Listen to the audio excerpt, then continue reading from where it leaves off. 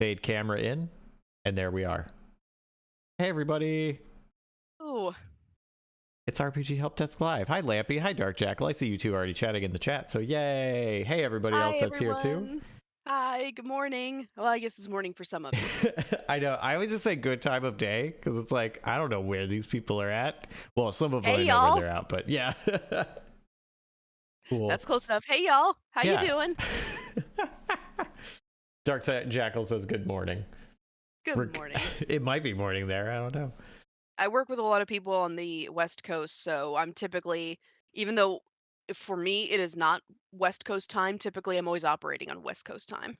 That's fair. I have to think with a lot of stuff we do at the Escapist. I have to think in Central. It's like it's only an hour difference, but that hour makes a difference when you have to be somewhere. That is true. I'm an hour. I'm in Central, so Oh, okay. Well, yeah. nice. So most of my company is based on the West Coast, though. So I'm not sure why we're talking about this, but as At Jackal says, it's morning somewhere. yeah, exactly. The sun's rising somewhere. Uh, Indeed. it's a cold open, so that's why. But hey, everybody, and welcome to RPG Help Desk. It's me. I'm Jesse, and it's also Rachel Hi. Kaiser. That rhymes with laser. Yes, I have had to tell people that my entire life. In fact, I should just use variations on my name pronunciation that I've heard as names for characters because they would all be different. Just really relate it to whatever the person you're talking to can like internalize best. I heard Quasar once, and I'm like, well, shoot, I've got a Spelljammer campaign coming up. I know what the character's last name's gonna be. That's a good name for Spelljammer. Really, any sci-fi. Hmm. Oh, that's really neat. Uh, so today, Rachel and I are going to talk about role playing, getting comfortable role playing, and how to encourage other people to get comfortable role playing, whether you are the player or the GM. So if you're a fellow player and you want to help your fellow players get into it, or if you're the GM and you're trying to get everybody into it. And I know you wanted to start with a particular story of something that happened recently. Yes. So something happened in the campaign that I'm playing right now, and I think that once I tell you the story, you'll see that it raises like multiple questions about uh, role playing, getting comfortable role playing, and what happens when you don't role play. Mm. So the campaign I'm in, it's pretty it's not a standard fantasy world, elves, humans, political unrest, that kind of thing. So, because I don't want to go into too many of the details because it would take a while. It's pretty. It's a very well written world with a lot of detail to it. But Dense. suffice to say, the character I'm playing is a Tabaxi rogue. Her name is Nizette, and she's basically been she's the character in the campaign who is the most has the most experience with the world. Everyone else in the campaign is fairly green and and that is within role play boundaries. That is not the players themselves who are green. Mm-hmm. And one thing that's been happening throughout our campaign is that we have a mysterious stranger encountering us at various times who offers to play a game with us. And Oh. this mysterious stranger in a hood who has skeleton hands, and he offers to play dice games with us. And if we win, we can draw a card from the deck of many things. That one of their good cards. If you lose, Ooh. you might be able to see where this is going. Uh-huh. So I will say this. This is not. I don't want to say anything against the party I play with. I love them. I enjoy their company, and I like what they've done with their characters. The only problem I have with them is that they sometimes have trouble translating what they say their characters feel into how their what their characters feel and think into what their characters actually do. Mm-hmm. So my character Nazette, she was off on her own running an errand, and she encountered the mysterious stranger. And whenever we encounter him, time basically stops all around us, and we're basically like put into like this little pocket dimension Of this. where we can play a game with him. Yeah. And so far in the campaign, three people have encountered him. Three. And so far, one has won, one has lost, and one has walked away without playing, which he does let you do. And so one other thing about him is that he seems to mysteriously know lots of mysterious things about this mysterious stranger. He mysteriously knows a lot of details about us. So even though ordinarily Nizette would never have put up with this, she would never have entertained this. He knew exactly what to say to get her to do what he wanted her to do, which was Hmm. play a game. So they played their game. Nizette lost, and so she drew a card from the bad deck, and it was the void card. That just So sends you to a void? yeah, well, your soul is pulled from your body and placed in a like an inanimate object, basically. Oh no. So well, that was how the DM explained. The DM, by the way, is my husband, and even though we play online, he was in the room with me when it happened, and as soon as he pulled that card, he looked over at me in absolute horror because he realized what was about to happen. I was like, "It's okay, it's okay. I gambled, I lost. Right. It is all right. We will play this out." And so she's not dead. Her soul is just basically being contained somewhere by the mysterious stranger, Hmm. who we're given to, who the other players are given to understand might be willing to relinquish it in exchange for a game. And so after this happens, basically Nizette's body collapses to the ground. She's out of it completely. Her soul has left the building, Hmm. and she's found by the other players, and because they had some of them had encountered the mysterious stranger before, they were basically able to piece together what happened. So here's where it gets interesting in terms of role play.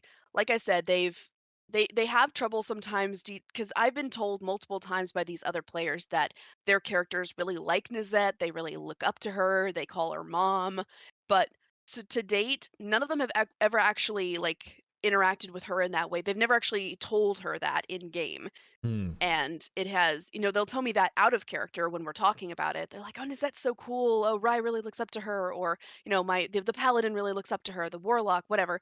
And that's fine, but I mean, in game, she's matching their energy where they've never really had a lot of one-on-one conversation with her.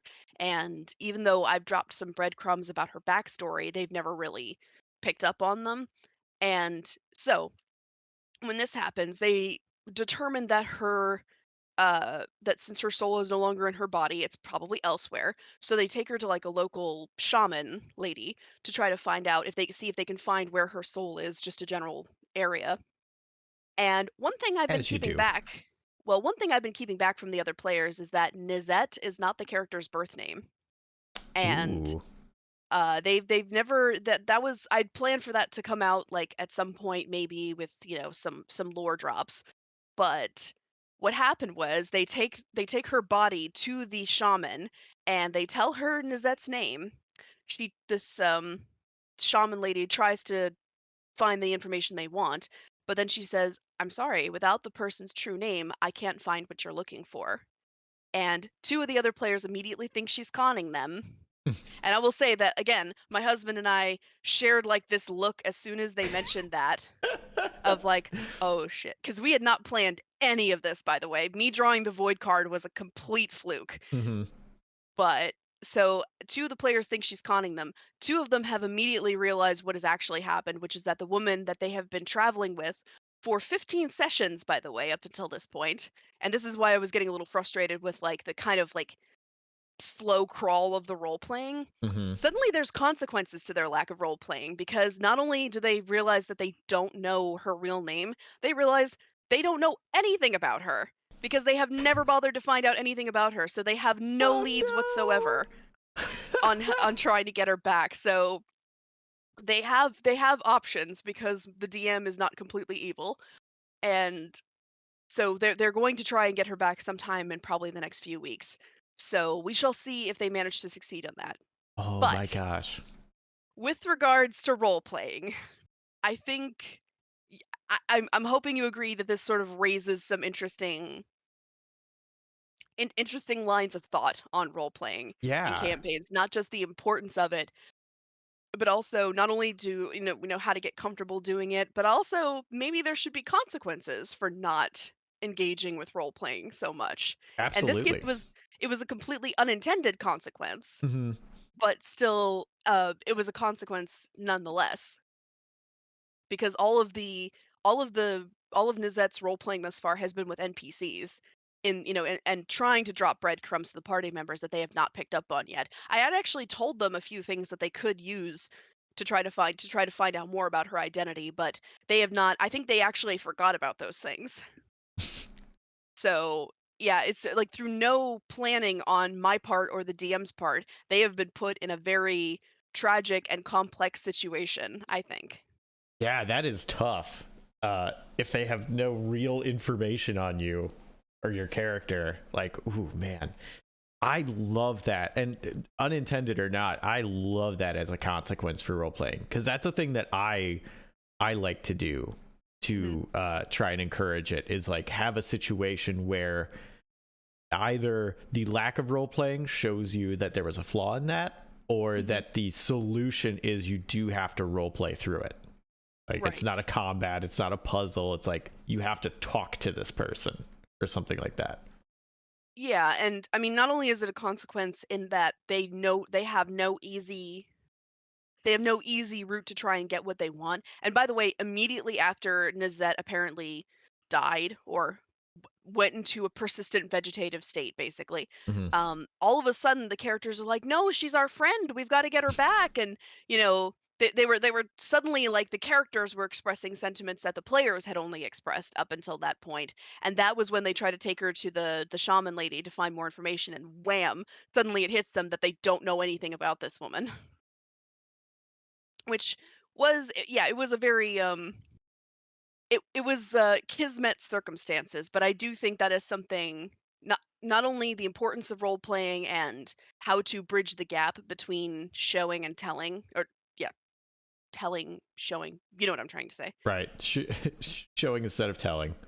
Yeah, and also what, how I think that consequences for lack of role playing can also be, something that DMs can help implement, because I do think that when it comes to role playing, it is partly on the player and partly on the GM to assist. But anyway, I've been rambling, so thoughts? No, but that's good.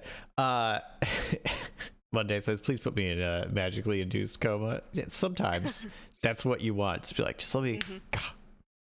Uh, yeah, first of all, I really enjoy like some of the stuff you can do with like the deck of many things, or really just decks in general, like that Hmm. level of randomness, because it is a parallel to the Hmm. dice in RPGs, where like, Right.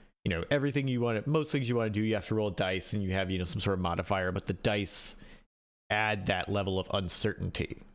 Hmm. And things like the deck of many things and stuff like that is another way to introduce and to play with that uncertainty. So first of all, I think that's a great way that he Hmm. introduced that. It's awesome. But yeah, the idea of that is really cool, and that's a thing that I've come across sometimes too, where yeah, that out of character stuff is completely different than what you see in game, and you want to try and foster that in game, Right. like express that. Um, so what do you do? And I'll answer this too, and we can bounce off each other. It's not just Hmm. single answer kind of thing. So what do you do yourself to try and turn those feelings into what a character does? Well, I mean, depending on, do you mean that how do I do it for myself, or how do I do it if I see other players? How do you do it for yourself, and then how do you do it for other players? Well, it's I think first of all getting really comfortable with the character, being able to Oh, answer certain questions about the character as well. Um, I because was I want to stop you right there. Actually, finish your thought, but I want to Mhm. dive into that because I think that is Yes. super good, and I want to know like what your sort of checklist of character, the questions that you have are. But finish Mhm. that thought first, then I want to dig into that real hard. Yes. So I think that if you know your character feels a certain way, I mean, well, the simplest thing would be, for example, if you know your character likes another character, for example, then you should find a way to communicate that to them, even if your character is the surliest, least communicative motherfucker on the planet. Sorry, excuse my language. But You're fine. even if they are, you can still like your character can still like walk up to them and go like, "Nice job," or something like that, you Right. know. it's, it's simple things like that. It's, they're really, I think you can also make lists. I'm really big on lists. Like make lists of how like your other party members or NPCs, and sort of like, I guess, almost keep like a burn book of how your character feels about them. And maybe if you've gotten into a fight recently and you're not talking, that way you can, it helps, I think, to keep things straight in your mind, Hmm. because sometimes there can be long times between sessions. So maybe there's beef going on that you've forgotten about, and that would make things really confusing for the other players. So I think it does help to, if you know your character feels a certain way about them, then you have to communicate that to them. Yeah. So if you want to, even if it's in a character appropriate way. So if we want to dive into the whole getting comfortable with the character thing, then I'd be fine with doing that now. Oh yeah, absolutely. Because I think that's super key, is knowing, Hmm. like, because I've played, and I've played with characters that do exactly that, where they're not good at communicating, and that's a fine character to play. Hmm. But yeah, you have to learn and show the other players how that communication works, where you're saying, Hmm. like, saying good job, knowing that for a character what that actually means when they Hmm. say it in character. Like I Right. I know I played a character where it was like a big thing was like, you know, when we would care about him, me and one of the other characters in the party would like play a practical joke on someone, and that was like a light practical joke, being like, all Hmm. right, we trust you now, here's something fun. And like doing things and letting people a little bit out of character, but also within context of the game and how they talk to each other, that Hmm. like this is a level of acceptance, trust, and an offering of friendship. Right. Exactly. Yeah. And yeah, it has to, I think it is important to sort that it has to reflect who the character is, for sure. And um so getting comfortable with the character, Hmm. an essay. So An hour and a half essay. I mean, I could go on. A lot of the stuff is things that I so full disclosure, I used to write fiction way back in the day when I was younger. And you can find a lot of information about how to craft characters, and a lot of the stuff is still really helpful for when I found very helpful when making characters that I play in RPGs. And if you were to go with, like, there's like tiers of different advice. Like basic tier thing is like, what's your character's motivation or goal in Hmm. life? And I think that is a bad question to start on, because even real people don't always have motivations and goals in life. So Hmm. I think that is an incredibly intimidating question to start off with. And I think it's better to start with things like, what does your character really like to eat? Or just start with something really simple, like, how does your character say thank you to somebody? Would they Ooh. say thank you to somebody? Depending on, like, would your character say thank you if another person hands them a piece of paper, for example? Like, because there are some people who will thank you if you do a small favor for them, but if you do a big gesture, they won't, because they don't know how to thank you for that. Right. So it's I think you can start with things like that. Or one thing, I was actually doing a few shot in when Spelljammer came out, um, where the every character's introduction was in the middle of a big festival. And so it started with, well, what would your character do for fun in that situation? And the other characters are going around playing party games, and my character, who is a scientist and a scholar, basically cornered a bunch of civilians at a table. Like, they invited her to sit down to have a drink. She basically spent like the next like hour talking their ears off in like deep scientific terms about like the actual event that the festival was about. And the TM was describing in detail, is like, every single person at that table is dying and wants to leave, but they're too polite to do anything. Oh, that's So awesome. I think part of it is the play. I also think that I don't necessarily want to jump off this just yet, but I do think that um, it is something that both the player and the DM can work on together, especially if the player is new. Hmm. Sorry. let me just answer a work message real quick. I'll But go right do ahead. you? I want to know what you think about this too.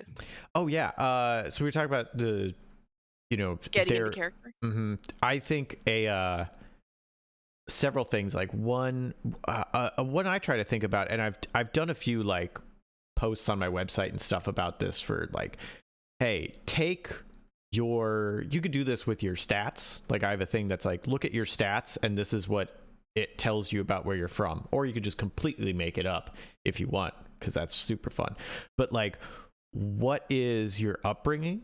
And like, what stuff about that? You don't need to know it all, but what things about where you're from? Because that's a huge part of who we are, is what we were taught when we were younger, what the environments we grew up in.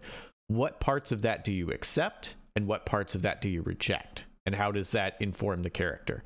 Another one is like, what's the core reaction for different situations? So like, what makes this character feel threatened? And what do they do when they feel threatened? What makes them happy? And what do they do when they feel happy? Like those raw, we all face them and they're gonna happen. What do you do? There's a phone call and they don't recognize the number. Are they excited because it's like, oh, I get to talk to somebody? Or they're like, who the fuck is calling me? I hate phone calls. Why? Well, this should have been a text. It must be scam. It must be spam. If it's someone I like, I don't even want to answer it. I hate phones. Like, what makes them feel strong emotions, and what are those emotions? Right. I think like a big thing that is important, because it's not just a character, it's you. What do you as the player want out of the character? Do you want someone that's like overly friendly, like that's very chatty, that's going to sit at a table and interrogate people about the minutia of the lore of this festival and all the related hoopla until their ears are bleeding, because they just don't want to be there anymore? Like, if that's what you want out of it, awesome. Then dig into that and play into it. And that is something that I find that really helps me both understand the character and then understanding and be able to role play that. Right. And I think, especially if you're a new player, I think you can. I think it is within your right, and I think it is the GM's responsibility to be able to provide you with those prompts as well. So I think again, I'm not a GM personally, so this might be something that you'd be able to tackle better than I would. But I think it can be helpful, especially when you're first starting out. Like even if session 0 or the first few sessions of the campaign, if a DM can sort of softball you like prompts for you to develop your character or to reveal more about the character. Maybe sort of like you're sitting in a tavern, the classic opening. Mm-hmm. Um, you're sitting in a tavern. What drink do you order? Do you order a drink at all?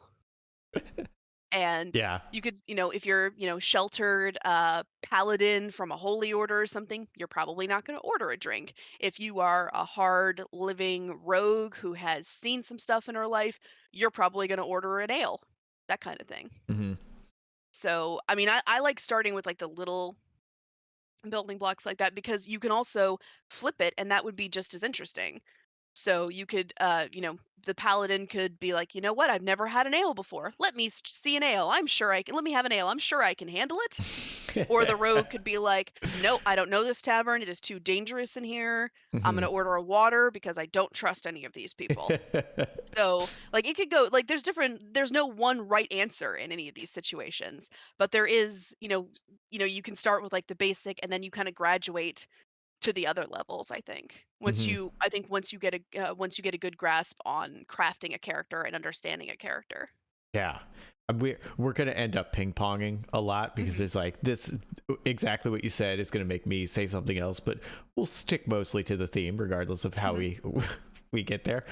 I think session 0 is a huge thing for getting comfortable with role playing, where you have to kind of get familiar with the world, your place in the world, and everybody else's place in the world and their characters. I have a system that I run that I made called the interactive backstory session, and it's about all right, tell me a little, just explain your character, just who you are, where you're from, just a real short thing, and then everybody gets a token, and you do kind of what you were saying, where it's like, well, give them a softball or a hardball question, but the players get a token Mhm. when someone asks them a question and they Mhm. answer it.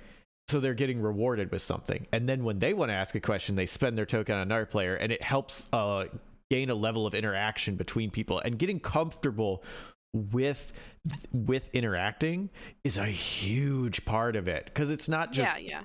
you being like, yeah, I'll do a Cockney accent, and like that's role playing. Like, no, it's so much more than just a voice. Like, Mhm. it's about the interaction with people. Right. I think it does start with getting comfortable with yourself being the character, with being the character yourself. Hmm. And then I think it can start from there, but like you said, a lot of the character is revealed through your interactions with the other players. It's again going back to the story, it's one of the reasons why the players are of my current campaign are very much up Shit's Creek if they want to get Nazette back. Because as stated, they don't know any they don't know anything about her because they have not asked despite their stated regard for her. They have not asked anything about who she is as a person. Hmm. So, and again, that is some but I think they are going to improve at that because there has been an in-game consequence, unintentional, but still, for them not asking about that. But I think it also one thing that might help as well is since we're, if I can just continue with the food metaphor, Absolutely, I um, love food metaphors. I think one thing that can also help is, especially in session 0 or in early sessions, the GM can provide you with sort of a menu of possible responses. If you're new at role playing, if you start with, you're in a back alley, man approaches you. What do you do? Do you, and then you can do a video game RPG thing. Like, do you greet him loudly? Do you try to outrun him? Do you stand there openly smiling, expecting that he's going to be friendly? Uh, I mean, especially if you've started with your GM, if you've got a rudimentary description of your character going, that can be a way to sort of like start guiding you in a direction that will lead to a more fully realized character, I think. Absolutely. I mean, especially nowadays where it feels like everybody has played a video game RPG. Everybody's played Skyrim. Yeah. And so a lot of people are going to be I think there's a generation of people who are definitely going to be coming at tabletop role playing games with the same attitude with which they've approached video game RPGs. Hmm. So rather than try to fight against that, I wonder if maybe there's value in embracing that to a certain extent. Not saying you should do that the whole campaign, but Hmm. maybe that's something that you can do for that first thing. Like when you're in that tavern, you can say, "Do you order an ale? Do you order hard liquor? Do you order water? Or do you order nothing?" Hmm. Something like that. Yeah, I definitely think the coming at it from knowledge of video games can be helpful. There's some things to unlearn, like the limited choice of video games. A lot of times, that's a hard hurdle to overcome for people that come from that environment. Hmm. Uh, to role playing, would be like, well, I guess violence. That's how you solve it. It's like, no, Yeah. you have so many options. Like, Hmm. or when one thing fails, it's, well, failure state. So now default to trying a new thing, or combat starting, or whatever that they're. But yeah, that sense of ownership of a character, and that sense Hmm. of like pouring yourself into them and crafting them, and even in a thing like Skyrim, where it's like you get a back story, or like Mass Effect, where like you could have 1 to 3 backstories. You can kind of Right. choose like Paragon or Renegade stuff, but like you can put so much more into that character besides those choices, and that motivate those choices. And so yeah, I think coming from it and understanding that can indeed help new players. Right. And I also think it helps if you kind of like weave like an experience into the character's backstory as well as a player's if they're not particularly experienced with RPGs. Like, yeah, you're from this small town in the middle of nowhere. You're just leaving your town for the first time, so you have no idea how any of this works. Hmm. Or, you were in the military your entire life, so you don't know how to interact with normal people. You don't know how to transition to being a mercenary. That's probably a little more advanced, but you know, s- it probably does help to start with because I'm not saying that I'm like expert tier or anything like that, but I love having intricate backstories because it means there's always more behind the curtain to be Hmm. revealed at a later date, which is why I'm really hoping the characters can bring my rogue back because I feel like she's got a lot more story in her. But I mean, there is something to be said for not getting too attached to a character apparently, but That's true. They can't, depending on the campaign you're playing, they can just go away forever. That's this a is true. possibility. But that's also me being that's also me to a certain extent overcompensating a little bit. Mm. I will admit that freely. As you know, it's like, hey, my character's got this huge intricate backstory. It's like, yeah, but she's a sarcastic misanthrope, like a lot of other characters I've played or written in my life. So it's like, okay, we need layers here. Right. However, sarcastic misanthrope is a pretty fun character to play. It is true, especially when it's the rogue. It always feels like that's sort of like the rogue's default at that point. Hmm. Was the I was watching a TikTok, not to get off topic, but I was watching a TikTok the other day of where the rogue finally like goes off on the rest of the party members for oh, was it something like letting her do all the work of like anything stealth related or anything like vaguely criminal in nature, like going off on the pallet and it's like, you himbo holy boy. You're like, "Oh, no, you've got as much charisma as the rest of us," but you're like, "No, I gotta keep my hands clean, so I gotta do everything." So, it was just one of those occasions where I'm like, "Yeah, that feels very rogue." Uh, that I was about to say that feels very roguelike to me, but that's something entirely different. That's a whole genre. I know. I'm sorry, we're getting off topic here.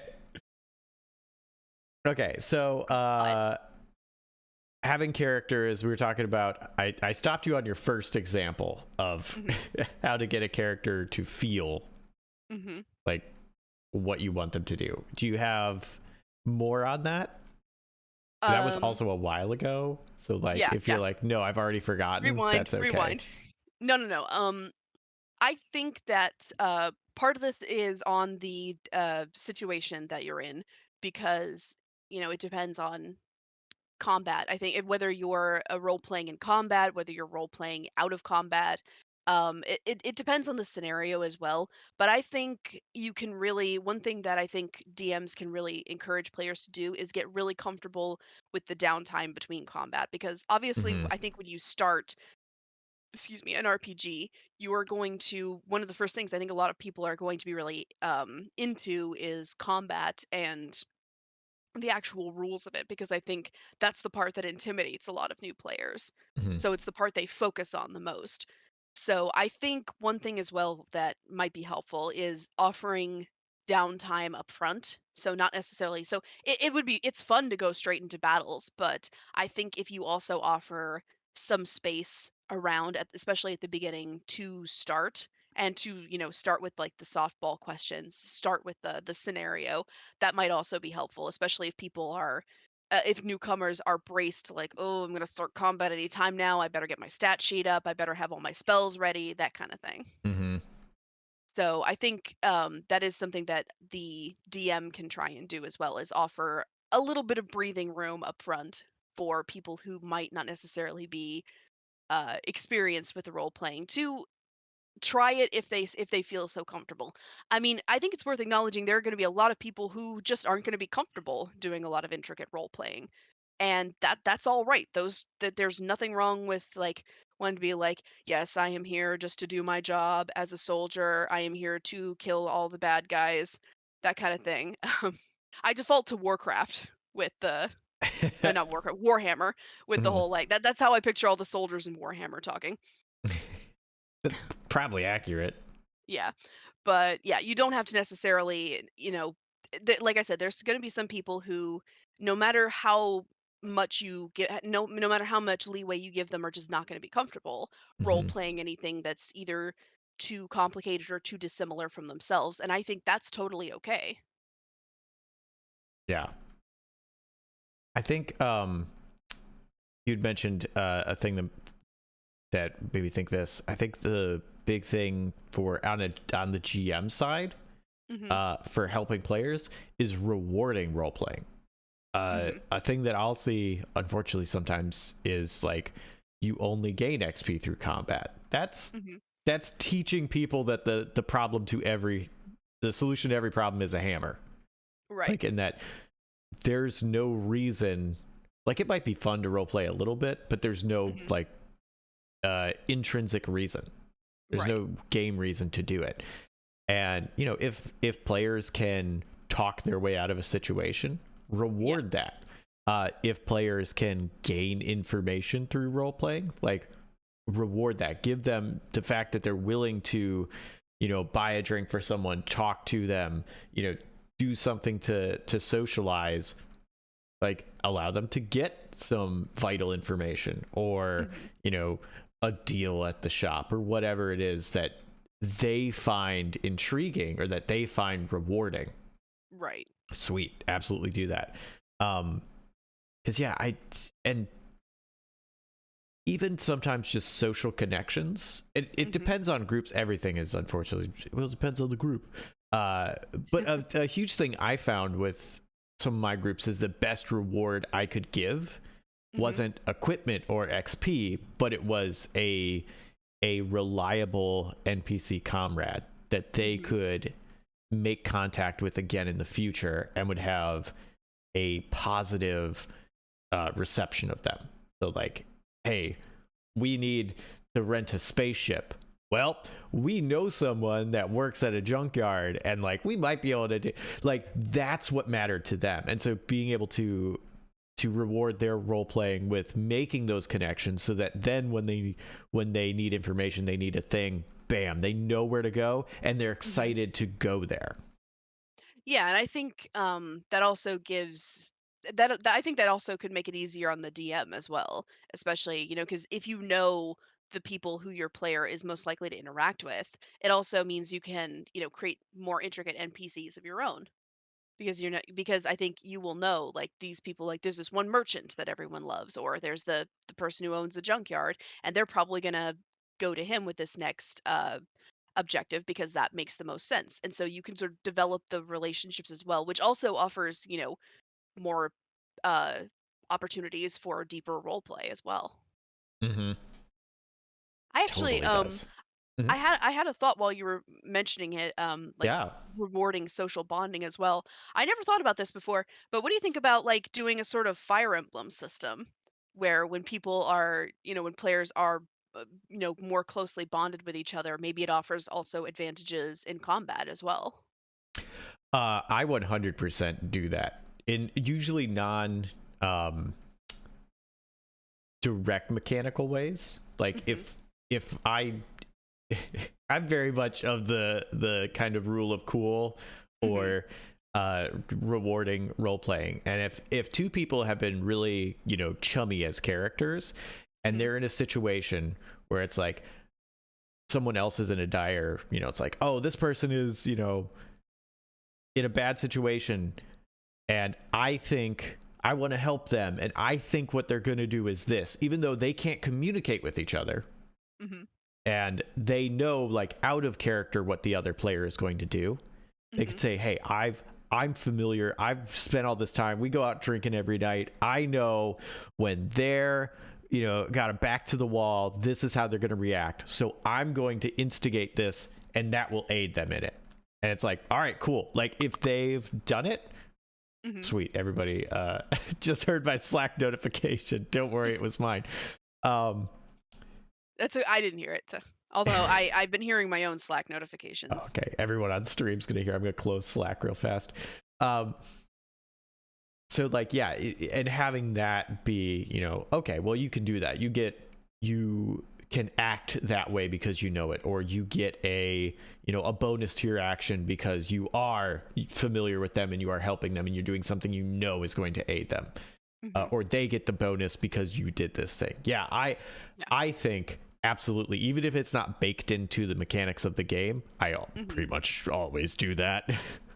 Yeah, I've never seen anyone do that directly before, but so that's why like Fire Emblem is my only frame of reference. But I'm thinking, like you said, it doesn't have to be anything mechanical, but it could be simple as if you're close enough together in combat, like maybe one of you has like maybe defensive opportunities for the other one. it's like jumping into like the paladin jumping in front of the cleric with a shield or something like that. Exactly. So So I'm a big fan of like certain like characteristics being revealed through battle because I feel like battle is one of those things that people can very easily that there's a lot of opportunity for role play in combat as well, especially if the DM is Hmm. open to it, you know. It's like yes, it may lead to a lot of like talking in the middle of battle, which is not necessarily um realistic, but let me see. Like am I describing social links now? Is that what I yeah. Like my frame of reference was Fire Emblem, but considering I'm actually playing Persona 5 right now, that perhaps I should use that as an example instead. But like trying to remember yeah, earlier in the campaign I'm playing now, the cleric was downed in the middle of combat and the paladin managed to revive her. Not well, she wasn't dead, but managed to heal her, but she was still prone on the ground. One of the enemies stepped over her.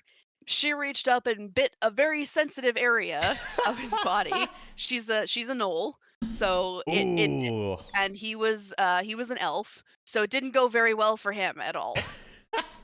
So, but that was one of those moments that I was like, that was a great opportunity for role because you know if you'd been any other like if it had been the rogue, like the rogue would have just like stayed there completely silent, playing dead until the person was far enough away that she could get up and scamper back to the shadows. Like Hmm. my character would have played that completely differently, Right. but um but the cleric, that was her moment in combat to really let her more bestial side show. And I thought that was a great like moment in combat for her as well. Yeah, that's pretty great.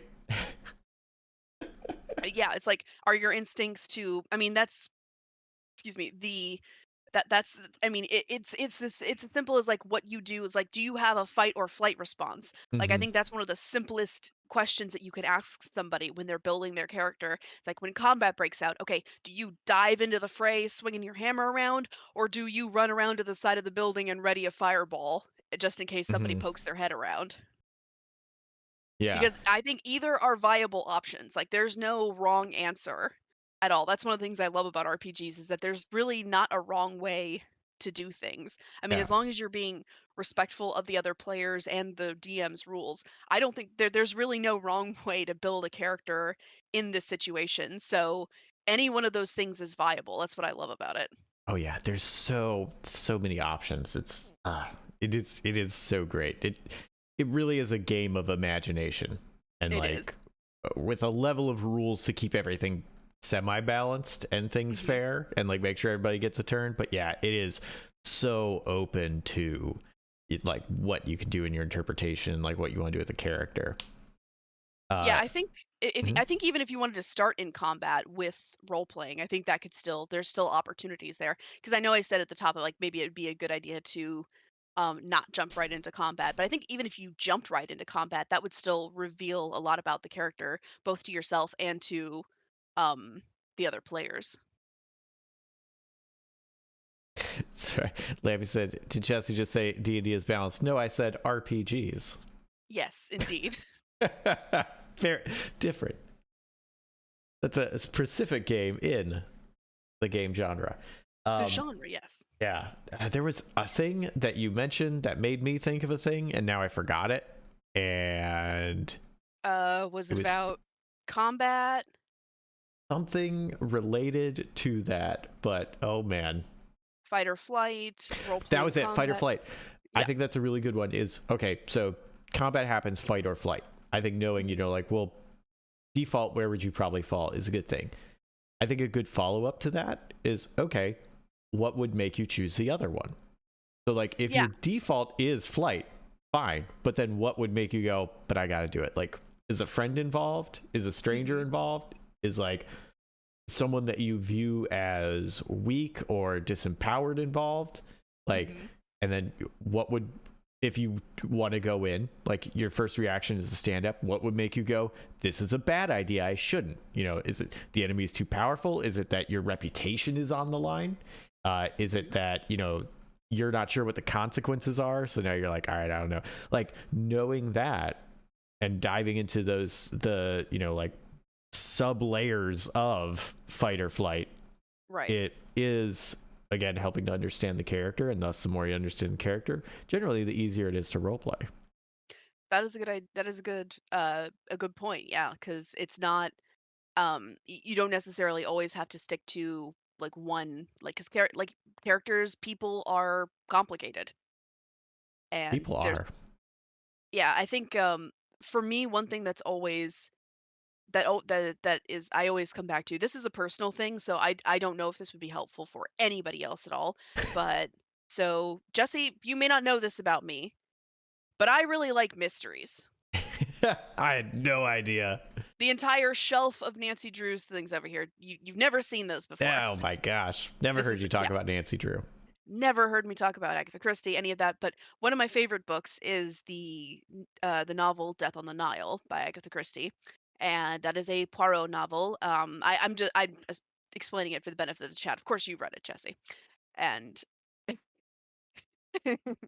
but anyway, so at one point, like you don't need to know anything else about the story except that at one point Poirot is um speaking to another passenger on this Nile steamship that he's on, like you do. This was back Hmm. when you could actually still take a steamship down the Nile, and well, steamships don't exist anymore, I don't believe. But anyway, so she knows his profession. She knows he's famous detective, famous Hercule Poirot, and she asks him, "Do you make a study of all other people, or only people you suspect of being murderers, potential murderers?" And I'm not quoting directly, by the way. And Poirot says, "If I were to study that, madam, that it would not leave anybody out of it. I believe under the right circumstances, anybody can be a murderer." And she says, "Even me?" And for context, she's a woman, an older lady traveling the Nile with her adult son. And he tells her, "Madam, I think you would do anything if your child were in danger." And she thinks about it for a minute and she says, "You're right, I would." And she's almost even a little bit surprised about that Poirot has accurately pinpointed that there is something that she would kill for.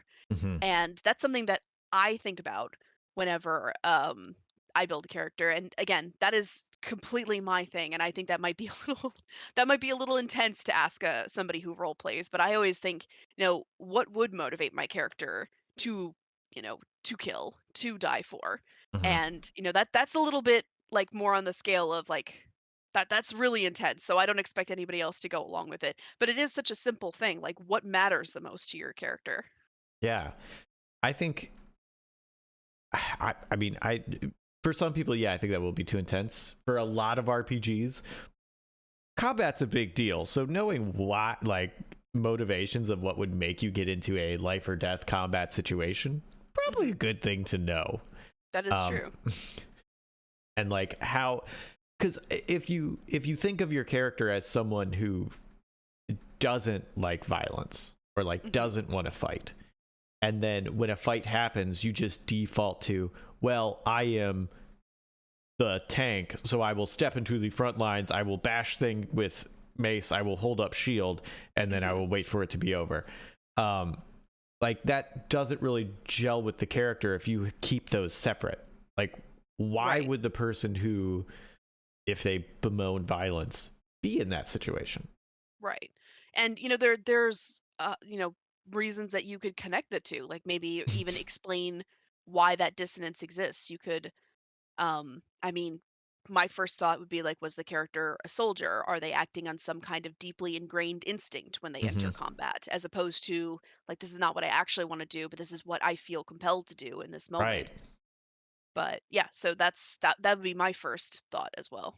Yeah, and that's the idea of marrying those two differences to come to a conclusion is really cool for character Hmm. building and is really good for role playing. So yeah, if they are, for your example, a soldier, like, yeah, it doesn't matter if they liked violence or not. They had a commanding officer telling them what to do, and it was Hmm. do it or treason. So Exactly. Yeah. that's their mindset, and when they're thrown in that situation, that's how they act. Yeah, I and that's something maybe they're trying to, again, with role playing, like maybe that's trying to something they're trying to get over. Maybe it's something that Right. they're trying to like accept, like, hey, Hmm. you know what, violence isn't always bad. I don't, or like they feel like they are disconnected from it because they kind of shut off their brain, go into obey mode, and then when it's over, they feel bad because they didn't really have essentially a say in what they did. They just took orders. Right, exactly. And yeah, that so like with just a very simple like distance between like what the character is and what the player wants them to be, there's like lots of potential. My doorbell just rang. Do you need to go check that real Um, fast? yeah, excuse me just a moment, everyone. I will be right back. It's okay. Me and Chad will hang out. King Dead saying most good characters, RPGs or not, should have some personal conflict ideas. Absolutely. That's a big thing that I think, and also works with a point earlier of like, you know, your upbringing. What do you accept about the culture that you were brought up in, and what do you reject about it? Because that dichotomy is something that we are all, you know, it does not matter how deeply you believe something or not.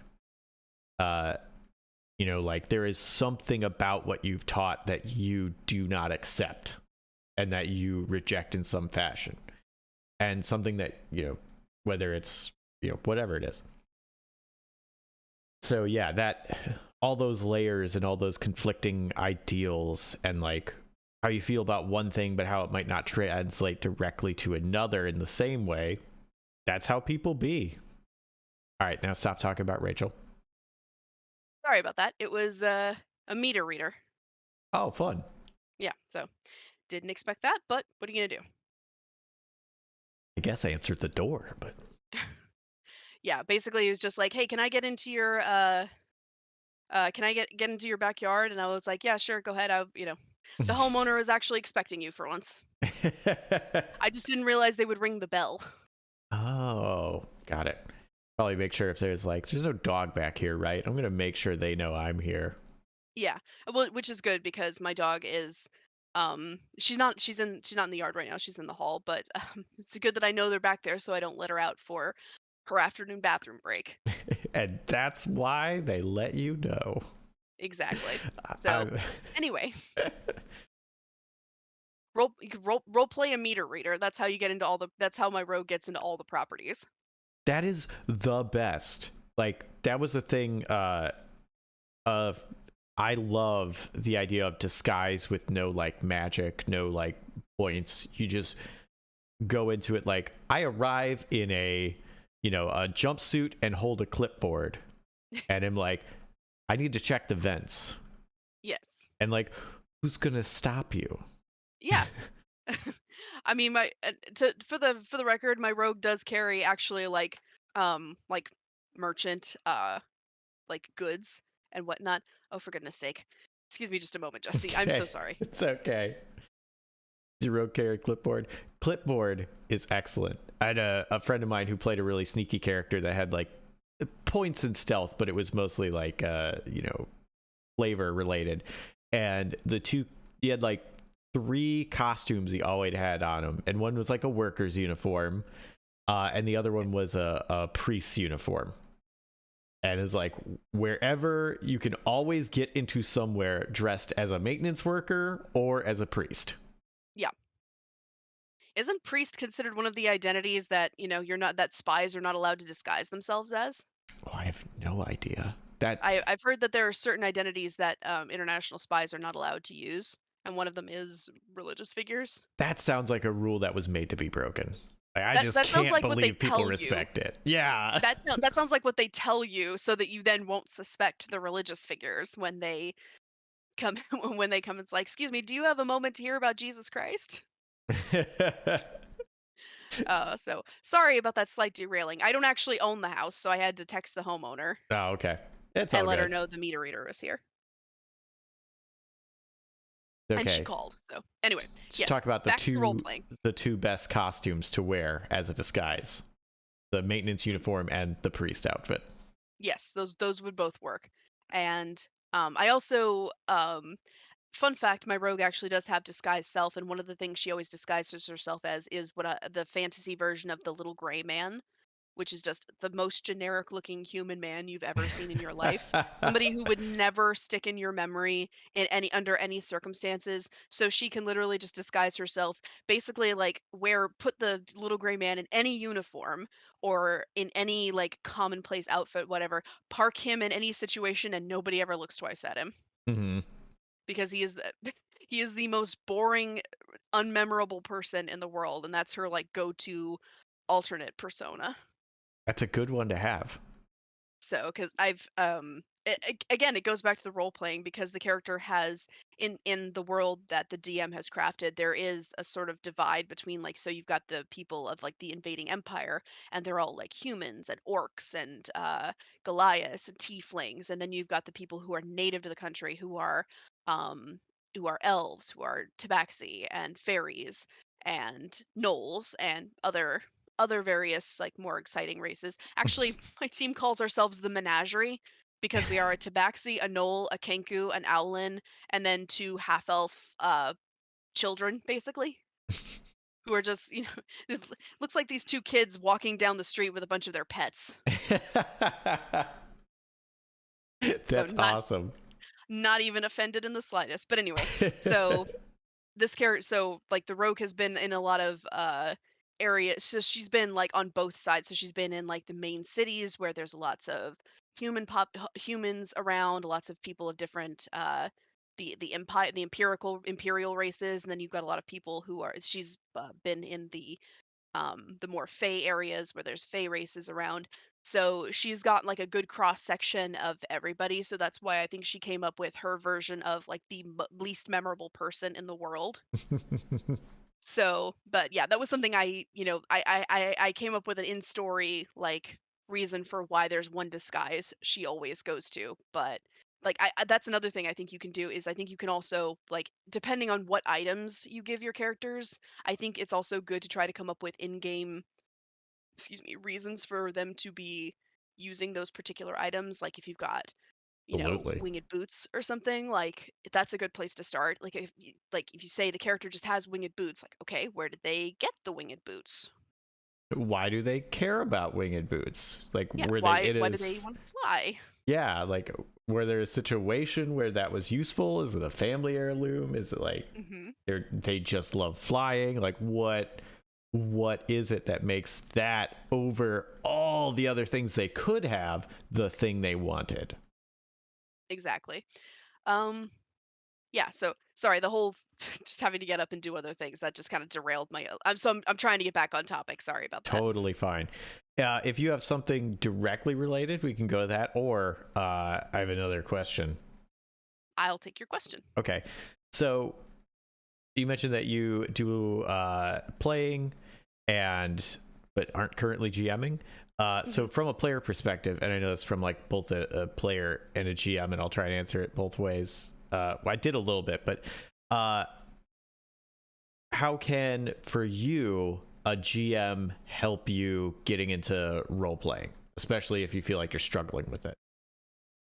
Well, I think we've talked about a few things as well, like providing, I guess, sort of menus of responses to start off with.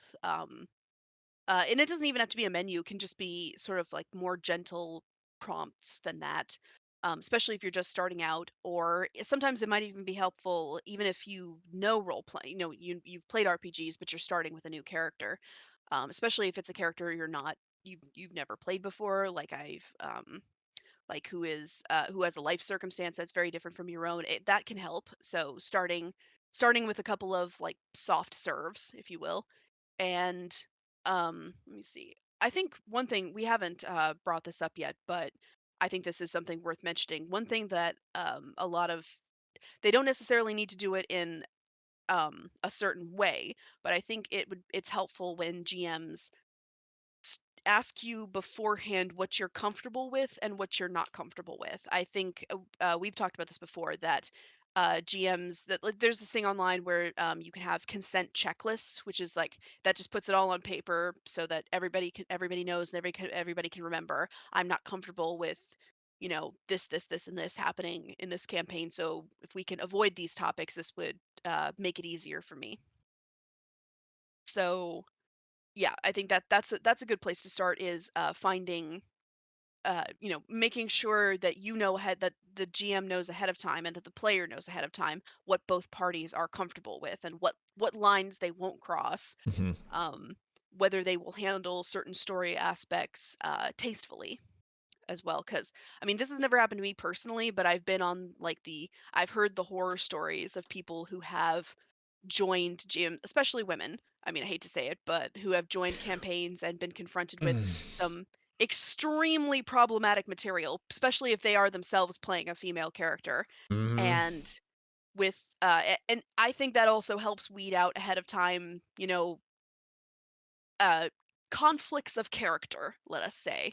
So if I'm having in a potentially joining a GM's campaign and we talk about it and I say I'm not okay with murder happening in this campaign. Like, well, I was going to have this whole campaign revolve around murder. It's like, okay, I know ahead of time we are not going to work well together, Yeah. so I'm not even going to go any further than this.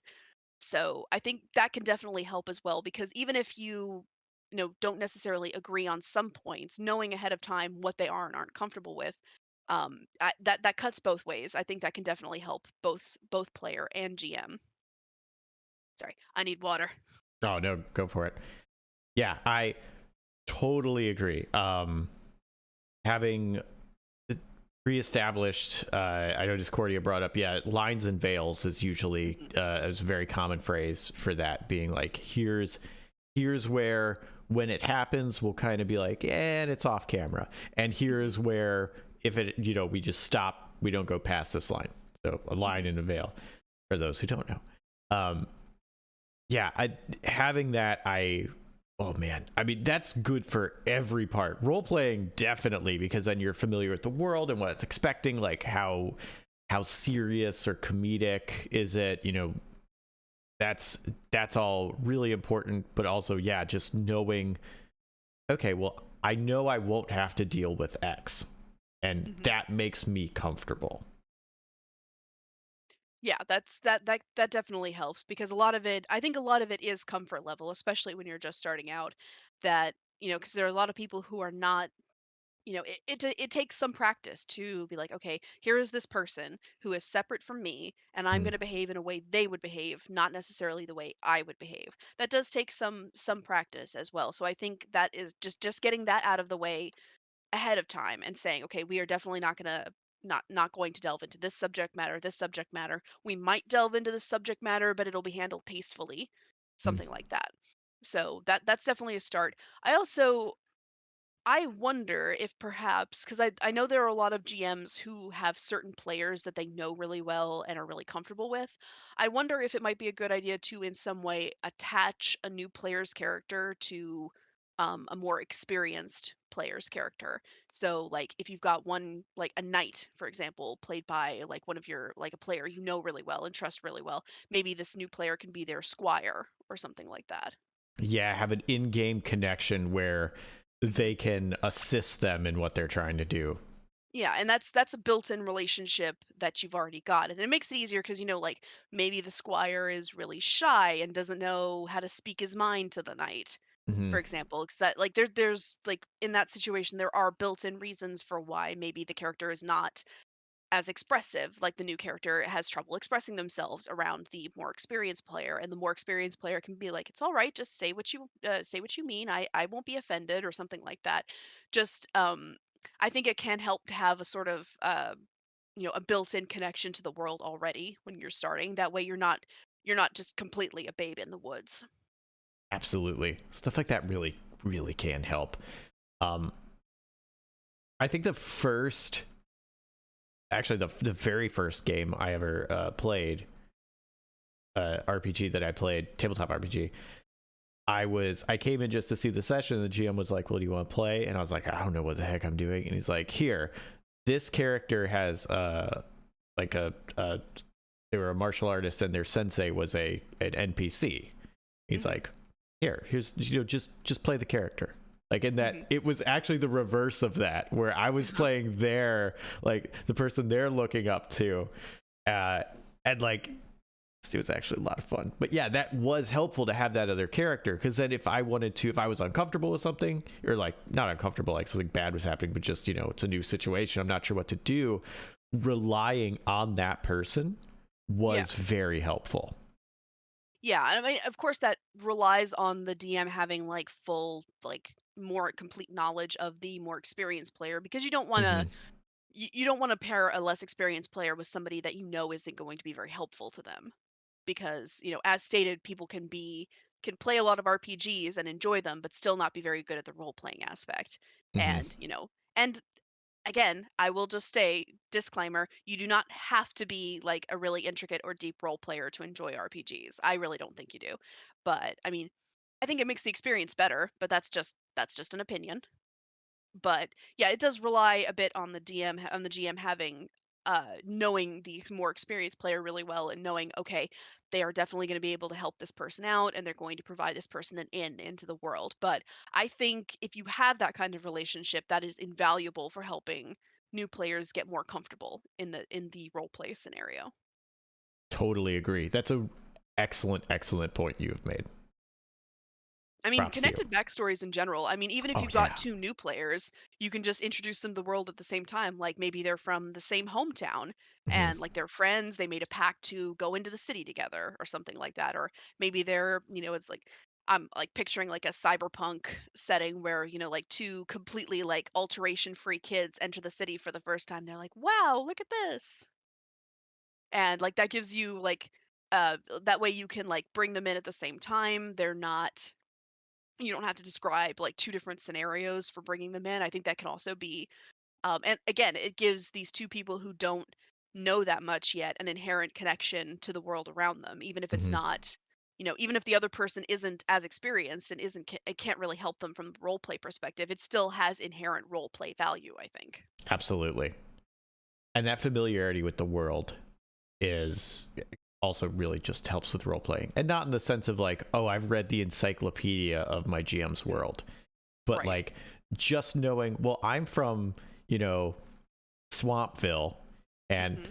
it's wet there, and we didn't have a lot of money, and here's how we Exactly. survived. Like, just knowing that, you don't need to know the 100 years of politics and how the realm came to be and how they, like, that's cool, but like you don't need to know that.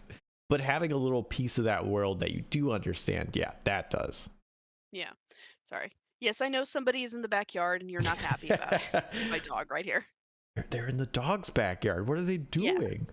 I know, somebody's in your yard and you're not happy about it.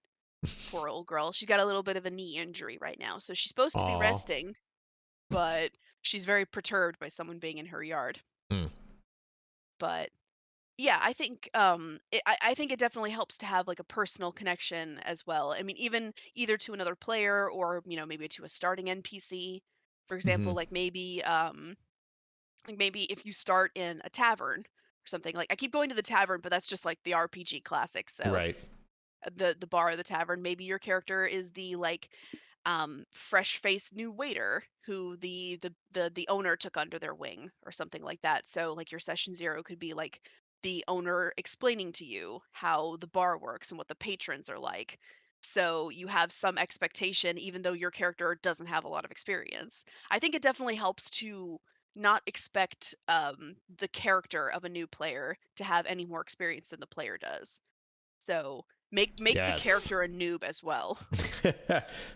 Also, having that, as a player or as a GM, trying to understand that as well, where it's like, all right, help them, help them out with it. Like, don't Yeah. expect them to just know everything or to get it in a day. Yeah. I mean, you already know this because I'm sure you've dealt with this before, but, patience really is key, I think. Yeah. I mean, I think that a lot of times when players join RPGs, I think they want to role play. I think that's, they want to be, they want to be able to do this. Hmm. They've seen it in action in some way, or they've heard that's how it works, and they want to do this. I mean, very rarely have I ever seen anybody, excuse me, who goes into RPG. Well, some RPGs are more geared towards combat than others, but rarely have I seen people who go into it, it's like, yeah, I just want to create the best I just want to participate in the battles or something like that. Hmm. And a lot of people I think really want to engage with the role play. So it's even giving them a little bit of leeway at the start can I think go a long way towards making them more comfortable in the long run. Absolutely. I And think that's going to make it much better. totally. It's also the like we've been talking about the characters a lot. Hmm. There's also the level of slightly off topic, like the level of anxiety. Like there is a Hmm. in role playing there is a performance, Yeah, and even if you want to do it, it's still it can still be terrifying. I mean, you can see karaoke and be like, that looks like a lot of fun, but it yeah, takes so much nerve to get up and do it yourself, even if you want to do it. that's true. So if you want to role play, but you still have to develop or nurture that ability to push past the anxiety and do it. And I think I mean, and this is not necessarily in-game advice, but I think out-of-game advice as well. It is also helpful, I think, if the GM encourages, like, especially if you have more experienced players at the table, encourages them to have patience. Or Hmm. worst case scenario, is very firm in shutting down other players talking over a new person as well. I mean, it Totally. helps if you just have a really good firm coach who is not going to let more experienced players run roughshod over you. I Yep. mean, I blue sky, everybody would, start their first RPG at a table with, players who are happy to have them there, who want to support their character, and a GM who, just knows how to make them comfortable. But unfortunately, that is not everyone's first experience with RPGs. Yeah. So I think if GMs want to, because I mean, everybody wants more people into RPGs. That's got to be everybody's goal. Oh yeah. But if you're not the worst kind of gatekeepy DM, then I think the best quality you can have is being able to tell somebody, "No, let the new kid talk. I want to hear what they have to say." Right. Don't remind them of this fact. Don't tell them that this is how the rules work. Don't metagame it. Just Yeah. let them talk. If they are breaking the rules, that's up to the GM Right. to remind them in a tactful and gentle way, because yeah, I feel like a lot of our discussion about game role playing could be used as discussion of other kinds of role play. But Yeah. be gentle the first time and make sure everybody consents, that kind Hmm. of thing. Very important. Yeah.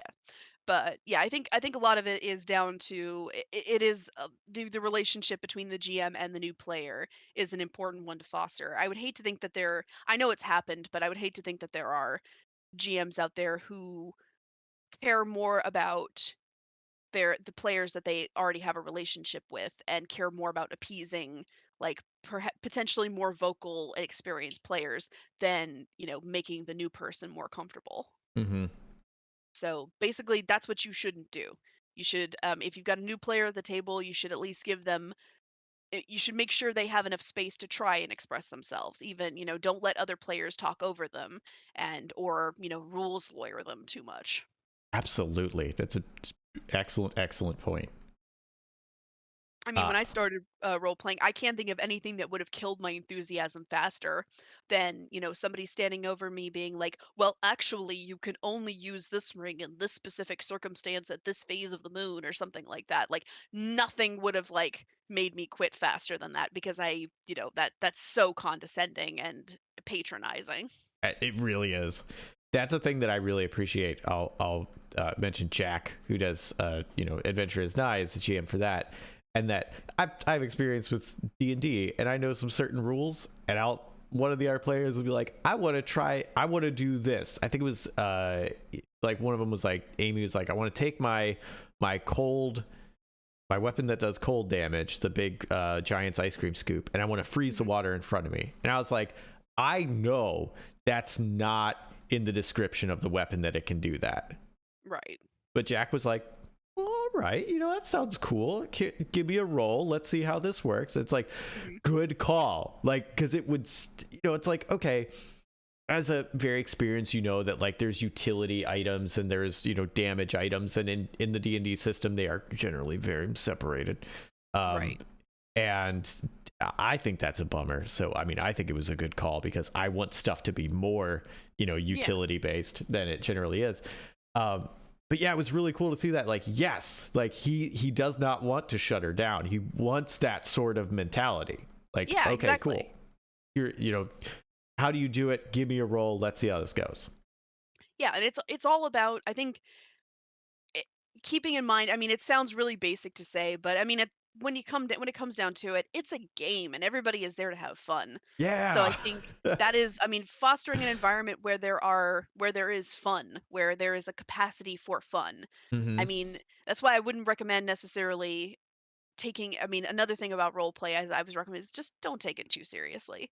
Yeah. If you know, new role player wants to do something silly, maybe have them do something silly. I mean, hmm maybe have them get like a consequence for it, but they're like, if they're saying like, I want to get really drunk and go have an adventure on the night of town or something, like, okay, you wake up in jail the next morning, but you had a lot of fun.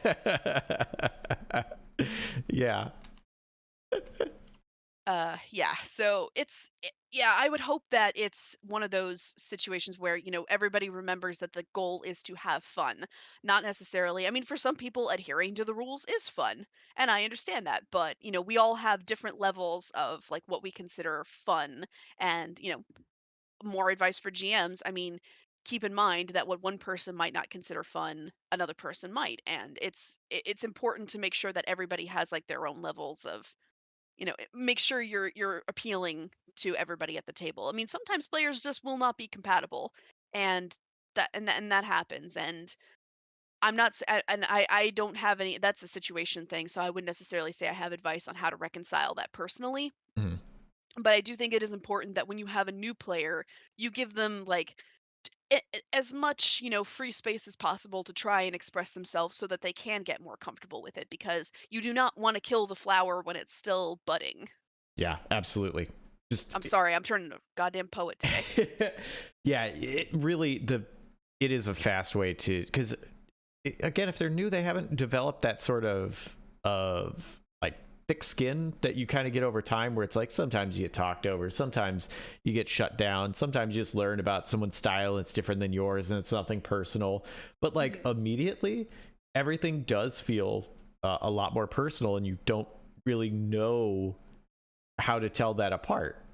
Or maybe it was personal and they just don't like Right. you, and that's why they shut you down.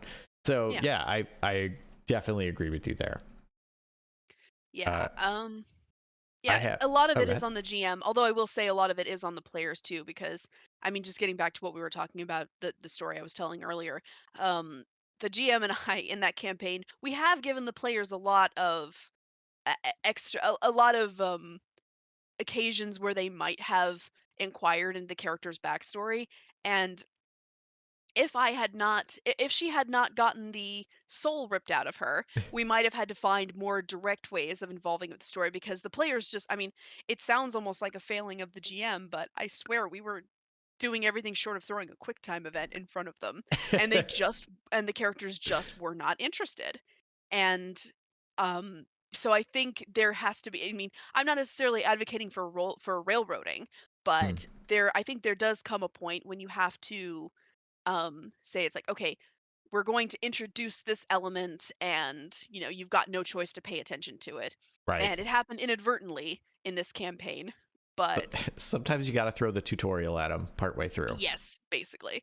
So that would be an example of like a consequence of not role playing as hmm well. You could because like you said, there should be rewards for good role play. I definitely agree with that.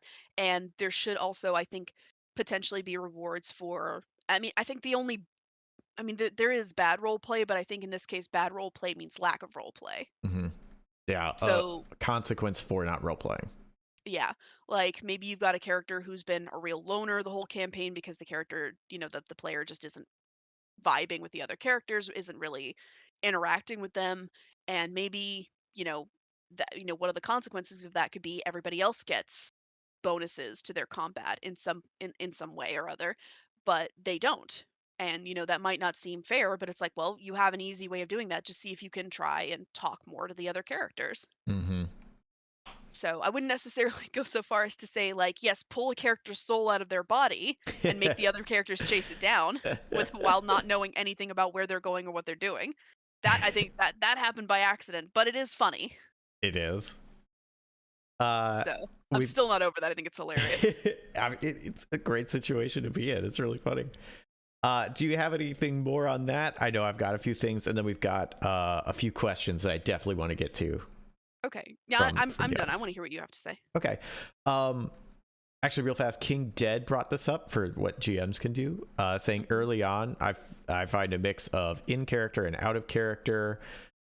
Here's what I say, here's what I'm trying to accomplish as a thing. King Dead, I definitely agree with that, where there's the allowing that. If it's a more experienced player and they start talking to me as a GM, I'll be like, "Bah, bah, bah, bah, bah. What does your character do?" If it's a newer player, yeah, have them say, "Oh, I want to, I don't know, I want to perform an excellent ballot and bring people weeping in tears, and then get a bunch of tips for it." It's like, okay, that's what you want to do. How are you going to accomplish that? Like, Yeah. what's the sort of story or song you're doing? What, are you emphasizing? Are you walking around the room? Are you like, what's your performance like? And like Mhm. trying to start exactly doing that in and out of, here's what I want to do. All right, here's the breadcrumbs of how I'm doing it, and Right. allow for less detail. Like, Mhm. you didn't nail it exactly how I wanted. I want to know more, but you're new to this. You gave me what I needed. Okay, cool. We'll move forward. And then next time I'll try and like wring out a little bit more detail out of you. Yeah. So yeah, I feel like that's really good. We mentioned rewarding for role playing. Mhm. I think that's huge. What to expect, we also talked about. So the lines and veils, also just saying this is the genre. I like to break it down into what was it? Genre, subgenre, and expectations. So like Mhm. if I say a fantasy game, you don't know if we're playing Lord of the Rings or Game of Thrones. Like, Right. and those are very different. So like, okay, it's fantasy, that's genre. Subgenre, we're gonna play Gentlemen Bastards style world. Mhm. And expectations. Here's what you're going to be dealing with. Here's the rating of the game. Is it PG-13? Is it R? Is it G? Like, what do you like? And for what reasons? So having all that is really helpful. Mhm. I know for me being ridiculous, like if I can deliver something over the top and stupid, Yeah. it'll help them come out to be more than just their own voice in their Mhm. own normal speaking style saying a line that's sort of what the character would say. If Mhm. I can go 10 times over and I can get them to a 2, Yeah. perfect. um so be kind of ridiculous and silly and over the top, and then reward it even more if they do it. Mhm. um and then bringing up things directly related to their backstory, so they have something directly to interact with that Mhm. other characters don't have. uh, and bringing up folks that want to talk to them, like Mhm. maybe they're of the same religion, they're from the same place, they have an item they want, you know just something that makes it so that's the person they want to talk to. Right. Those are my list that I'll stop at, of like additional things and Yeah. reiterating some things that we mentioned. We Hopefully could go that's on about helpful. that for a while, but I know we gotta We get to the could, yeah, we questions. do have to get the questions. But yeah, it's, it's a good. I'm really glad you want to talk about this. I think it's a great Yeah. topic. Oh, yeah, yeah, Uh, yeah. so here's one from Dark Jackal from earlier, who had to, I believe, go, but maybe they'll watch this on the VOD. And for everybody else, Mhm. said, how do you gently inform a DM that they are being too hard on inexperienced players? Okay, I'm assuming they mean from the perspective of another player rather Yeah. than um, I think, what I mean, I'm assuming as well by too hard they mean I'm assuming you're not talking about a DM like maybe being abusive to to their players, because that is definitely not something you want to entertain. But I Yeah. think you mean like I'm assuming they mean in the sense of like maybe rules lawyering them a little bit, or Hmm. um, I think in that case, it can just one thing you can do is either you can directly bring it up to them. I'm a big fan of like confronting things directly, but I know not a lot of people that some people may not be very comfortable with that. So, I mean, for me, I would pull the DM aside and just say, hey, they're new, they don't get this stuff. back off them a little bit, you're being a little too much. Hmm. So I'm a big fan of that approach. But if in game, one thing I also think would be a good idea is just backing the new player up on certain things. Like if they say, like just bring up I want to use my giant ice cream scoop to freeze the water or something. If a DM is saying no, you can't do that. That's not in the rules. You could just say no. Let them do that. That sounds cool. I think it can just it can really help in that situation, even if you're not confronting them directly. It can help the player to feel less alone Hmm. if you at the very least stand up for them in some way or back them up either in character or out of character. But I mean, I think a DM that is too hard on inexperienced players, I think they maybe need to go back to DM school for that. Yeah, they Like they got. might need a little bit of a lesson. Yeah.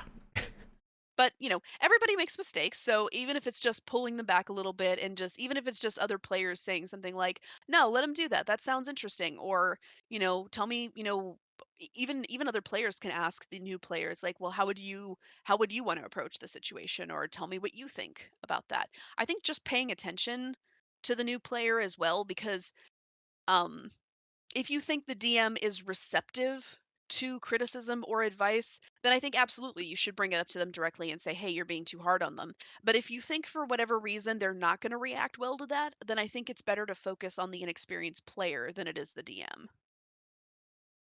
To give the player encouragement and focus on them and listen to what they have to say than it is to try and reason with the DM because unfortunately I also know that about people they're just not gonna there's some people that they just do not accept criticism and if you bring it up to them all they're gonna do is get defensive, Ugh, which worst. sucks, but yeah. No, it's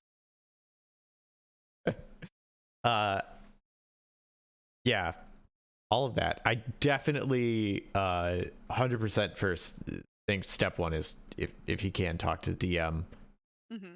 in a situation where it's just the two of you and be like, hey, you know, if you even if you agree with their decision, Hmm. but not how they went about it. Right, Like if you're like, because okay, you don't want to scare them away even if yeah, even if the decision is correct, just like you still want to approach it in a way that doesn't make them uncomfortable or scare them off. yeah, just be like, okay, and again, the ice cream scoop scenario, be like, okay, let's say no, and it's like, hey, that's I understand that's adding a whole new element to this magic item that's like a fifth level spell or whatever. And yes, it would be ridiculous to just have it be a normal thing. And I understand that on a mechanical level. Hmm. But like, man, I saw their eyes when you said no and they were super sad. Like, I think they need a little more like guidance to Hmm. understand it. Like if you can't say yes, what can you say? Yeah. Like how to say, oh, it's a good idea. Like, but this. Um, so yeah, talking to the DM. I think talking to the player might help too. Um, letting them know like if the DM says no and they feel like, in this scenario where the DM's being too harsh, be like, hey, uh, the DM is very used to dealing with experienced people and like aren't kind of used to like things that surprise them anymore. Hmm. Uh, like you know, I c- not really apologize, but just try to understand them and like if find out if they're open to Hmm. like learning more with your help. Like, hey, Yeah. if you wanted to freeze that water, there's a spell that lets you do that. Right. Can you equip spells? Can you if you really like that idea, you want to use it again in the future, we can find an item that Hmm. has that and then you can cast it. There you go. So something like that. And talk to the player first to make sure that that's something that they just don't want you backseating their game, and definitely try and not backseat them. Right. um but yeah, if they're open to that sort of aid from you. Absolutely. Because I can just picture that, if you've got a DM who is not a bad DM, but is a little bit blunt in their responses, like in their nose, Hmm. then, I can absolutely see like as a new player where you're like, oh God, I'm doing this wrong. Everybody at the table hates me. So even just an encouraging word from even if you were told no, it would just make in that scenario, like using the word me here, even in that scenario, I would just feel better if another player came up to me and say, "Hey, that was a really cool idea." I mean, it's a shame it didn't work out, but if we could do that, that would have been really awesome. Yeah, That would have just made me feel better. It's like, okay, it's not that they don't like the idea, it's just that I can't do it. right. Which So it definitely does help to soften the blow a little bit. absolutely, I 100% agree on that. Unless you have another thing to add, we can go to the next question people had. Next question. All right. The Comedy of Man asks us personal question. Says, do you have any other favorite systems that aren't D&D? I could see Jesse enjoying Vampire the Masquerade or Cult Divinity Lost. I do love Vampire the Masquerade. VTM is awesome. It is awesome. I love VTM. Also, Mage the Ascension, their magic game. Yeah. Incredible magic system in that. Super fun to be a wizard. I've never actually played Mage the Ascension, so I will need to. It's fun. I will have to see if I can find a game of that. It's, I think, like, it is a shame that spell slots and spell levels have become the standard because of D&D, because the way they do it is so much better. It's so cool. Yeah. Do you Yeah, and have I do. Mhm. No, my first thought was Vampire the Masquerade. I also did enjoy. I have played some Starfinder as well, and I remember really liking the um sort of like a more sci-fi approach to things, if you Mhm. will. I know that sounds simplistic to say, but I like that it wasn't just it's not just a retrofitting of D&D rules for science fiction. The rules are just, the rules feel more science fantasy than anything else, and I really enjoyed that. Yeah, I played a little Starfinder and it is cool. It's been a while though. Do you have any other ones that you really enjoy? I've played a lot of D&D, so it's hard for me to come up with examples that are not D&D related. So, Okay. um, yeah, I think I don't have as much experience in that regard as you do. So, I mean, do you have any others besides Vampire the Masquerade Yeah, and I HG's? I mean, Lexicon's my favorite because I made it. So yeah, cough Mhm. cough, plug. I made an RPG. Um, but Pathfinder also. Mhm. Actually, Pathfinder 2.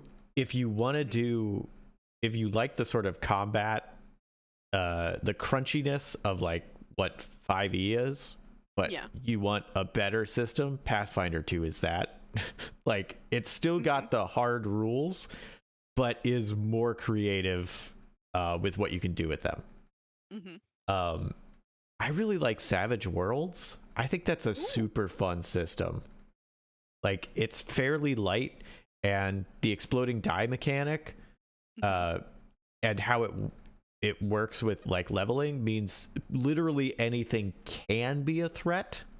Yeah. Like, if someone has a knife and you're playing, like a Pathfinder or a D&D, and you're level 15 and they're level 2, it doesn't matter what they Mhm. do. They're not a threat. But in Savage Worlds, Mhm. they can still stab you in the neck. Like, yeah, you stand a better chance of surviving or, taking Yeah. less wounds because you're so much more experienced, or, blocking them because you're so good at knife fighting or whatever. But like, they're still a threat.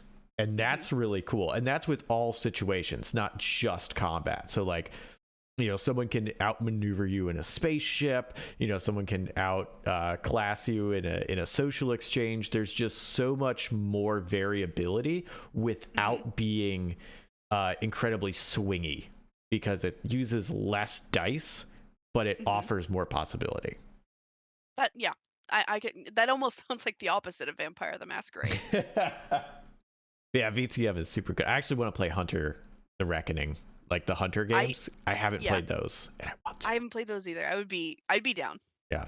I played like Werewolf and stuff. So like the Mhm. World of Darkness system is cool. And that's why I want to Yeah. play other games in it. Discordia is always talking about the Changeling game, and Mhm. that makes me want to play it. Of course, yeah. I mean, I enjoy, especially about because obviously with Vampire the Masquerade, I've actually that you and I have talked about this before. I think, well, we talked about this before the show, but I'd been thinking about starting like a mystery style camp, or at least a one shot of my own, and I would probably do it within the world of Vampire the Masquerade because that's one of the systems I've seen that seems to support um mystery role play mechanics because it's very Hmm. social. It's very about, you know, learning other people's ticks and just and the political world of the World of Darkness. I like that a Yeah. lot. When subterfuge is one of your Yes. things on a character sheet, that's probably a good fit for a mystery one. Yeah, I don't play a lot of mystery games, so I can't suggest one for you, but that does seem like one that would work. It's I mean, absolutely. it's something that I feel like a lot of game systems can support, but it's like I'm a one trick pony. I like doing certain things, so if I ever GM'd myself, that would be something I'd like to explore, is whether we can do a sort of mystery style campaign. It's like even just a murder mystery within the world of D&D would be cool to me. Oh yeah, would be. Uh Anything More else on that? questions? Or Nope, next I question? am. Okay. Yes, next question. Lampy with a question specifically for you, Okay. which I think is an extremely important question, and I absolutely want to hear your answer for it. Uh, hmm it says, Rachel, do you have any advice specifically for women getting into tabletop RPGs? I think for starters, um, I think it might be a good idea to start in a place where you know is safe. So, one suggestion I would have is see if you can find other female role players. And there are lots of online groups that are specifically female or LGBTQ only. Um, it's like looking for game, women only group, for example. That's a good place to start because you are much less likely to encounter. And Jesse, I don't mean to offend anyone here, so I'm sorry if I offend anyone by accident.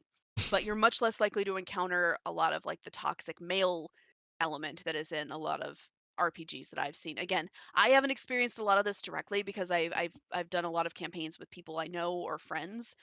So it's that I mean, that's a lot of the stuff that I've done, but I have encountered scenarios where, I'm the only woman in a campaign and other players, or I'm playing the only woman in a campaign, and that is more of an element that adds a level of tension sometimes that I'm not comfortable with. And I think another piece of advice I would give is never ever let politeness or the fear of being seen as the bitch. Never let the fear of that stop you from walking away from something that makes you uncomfortable. I mean, I think that's a good like thing to carry forever, but especially with RPGs because because as far as the campaign goes, it's like you may feel like, "Ugh, I'll let other players down. I'm really uncomfortable with the way the GM is treating me, but if I feel like if I walk away now, I'll let the other players down." Don't let that stop you. And especially, I recommend this especially because a lot of times I know a lot of female players are not necessarily comfortable with directly confronting the issue. And indeed, sometimes I hate to say it, it might not be safe for them to directly confront the issue because unfortunately that can lead to a lot of backlash for them, even from people they might think wouldn't wouldn't do that. So it is something to always be aware of, and I'm a big proponent of ghosting in that scenario. It's like, you know what, or just leave the Discord, don't show up at the next game, and even just sending a text message saying, sorry guys, I'm not comfortable with this, so I'm just not going to be here next time. Just write my character out if you want to. So, I mean, that would be my main advice is look for people who you have a higher probability of being safe around. And that's a good place to get, especially if you're new. That's a good place to get initial experience. I mean, one of the reasons I'm comfortable now is because I play a lot of games with my husband, and that makes saying going into it with, it sucks to say, but going into it with somebody, a male partner who everybody knows who he is to me, it makes other players a lot less likely to try it. So, I think even just having somebody in the campaign that you trust can make things much better. And I think even if you start, I'm sorry, I feel like I'm rambling a lot. Even if No, you it's all start very with a important. female only campaign, as long as you can meet other players that you like and trust, and who you know will have your safety in mind, then you can move on with them into other campaigns. Like, you start playing with a group of all women. One of the women says, "Hey, I know about this, this Vampire the Masquerade game that's being played. It's with some men, but I would like if we could play together, so I won't be the only woman there." That's a good way of sort of like continuing the support chain for each other. And like I said, I'm a big if you don't want to confront things directly, like there's a lot of horror. I've heard a lot of horror stories. Like this one has never directly happened to me, but I've heard from a lot of other female players that other like male players or male GMs get a little too handsy, either physically or in the context of the game. So if you're not comfortable or you don't feel safe calling that out directly, I say ghost. Never be afraid to ghost and never for a moment put anyone else's comfort above your own. Uh, So it, that may sound like very generic advice, Lampy. I hope I answered your question. Oh, no, I absolutely do, like, sometimes, like, go in there with my husband, especially I definitely considering I drew the void card and he had to roll with that, I definitely don't think I'm getting any DM's girlfriend privileges in this campaign. So, but yeah, I don't mean just my husband, but I mean as well, it helps if you have someone in the campaign that you can trust. It is very intimidating and potentially uncomfortable to go into a game where you don't know anyone, you aren't familiar with the DM, and you don't know how you're going to be treated. So, I do recommend if you can find a group of people that you're comfortable with, or you know somebody who you feel comfortable around, to start there because like that would be a horrible way I think to get involved with RPGs is if you're like, hey, I've heard there's a D&D game happening at the local store, I want to go, and it's all guys who just don't know how to be polite. Mhm.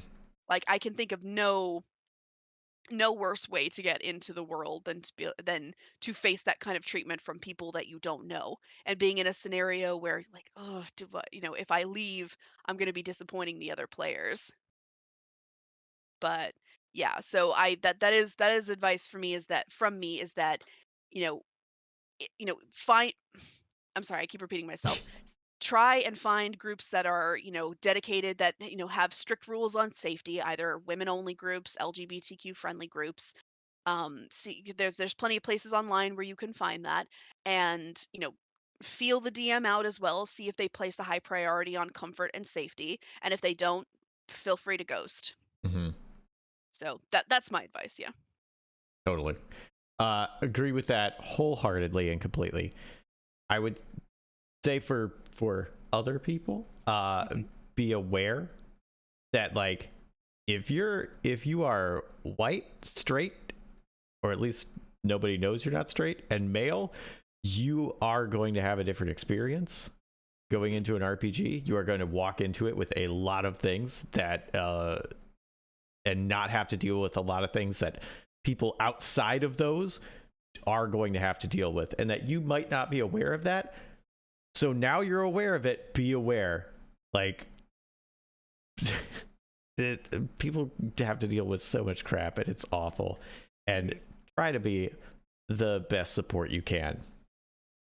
Yeah, and I would also say, like, for the white, presumed straight male gamers out there, if you can if you can call out, the problematic players at the table as well, and again, I don't want anyone to put themselves in a situation where they're not safe, and there are scenarios where other players, even white, straight male players don't feel safe.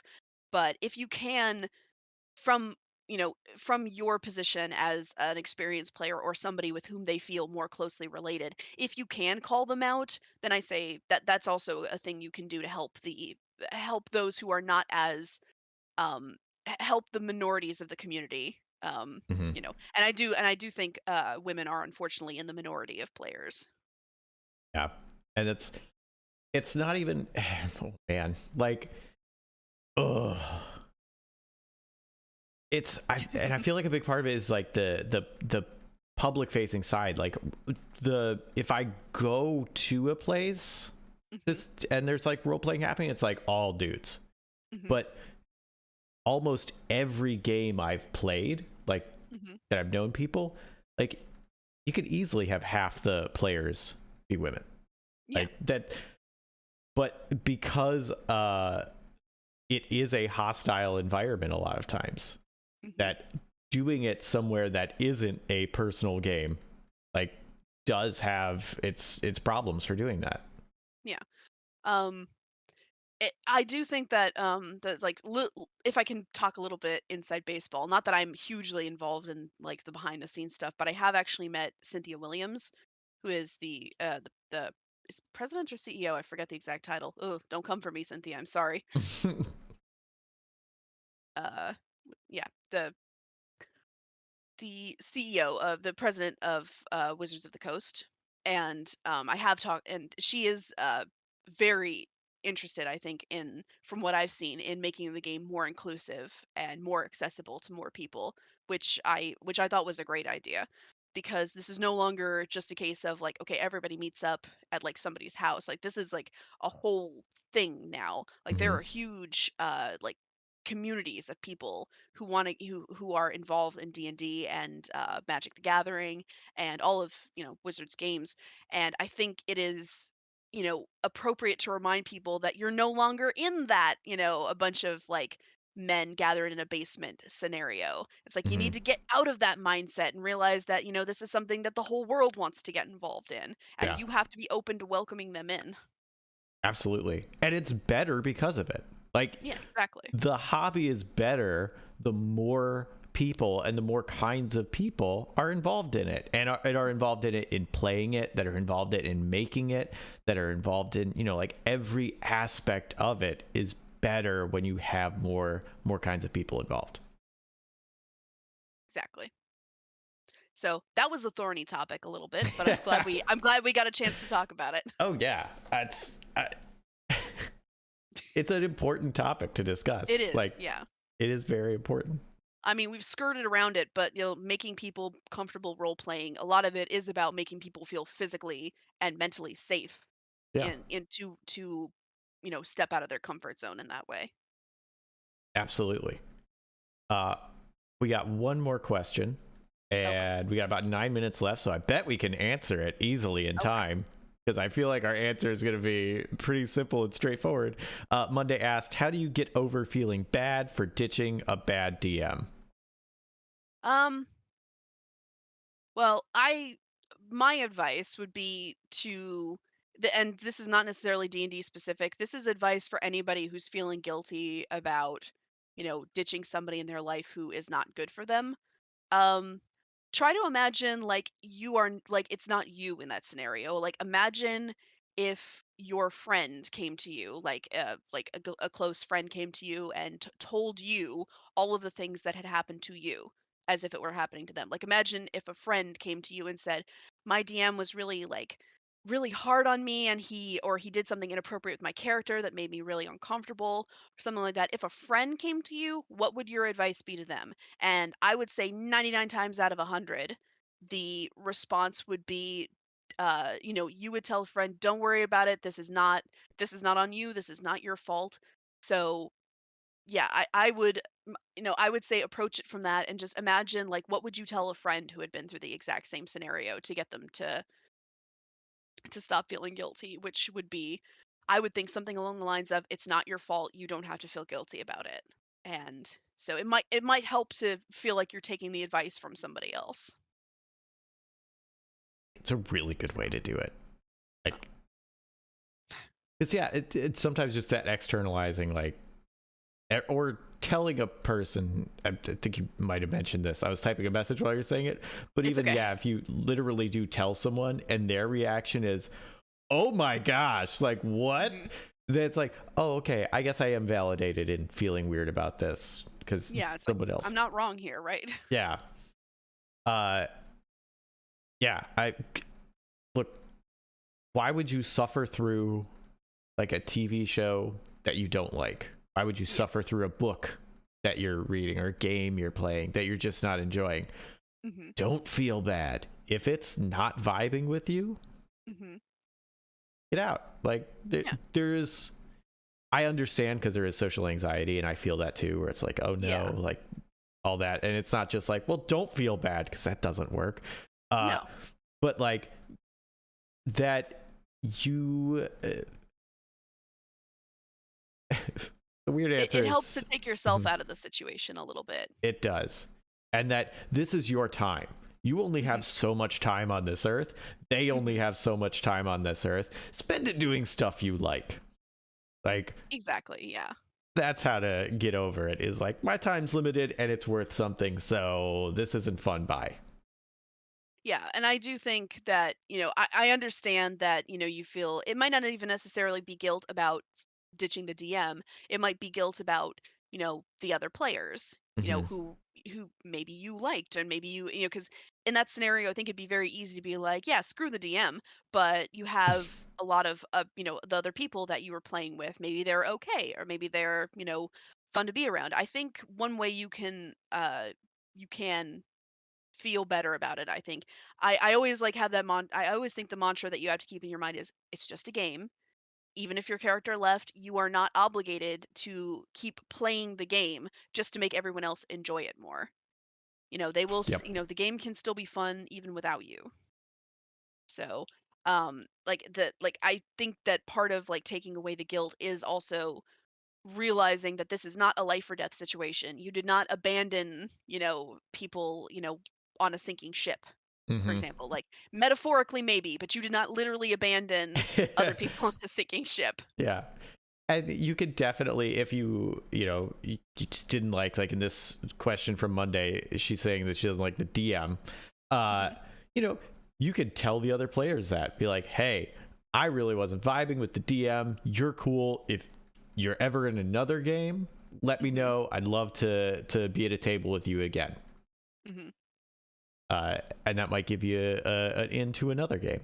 And Yeah, exactly. definitely don't feel bad if you have to leave a game and you're like, oh, well, now I'm not going to find one. Yeah. No, sometimes things just don't vibe, and that's Yeah. okay. Don't let that discourage you from finding another table.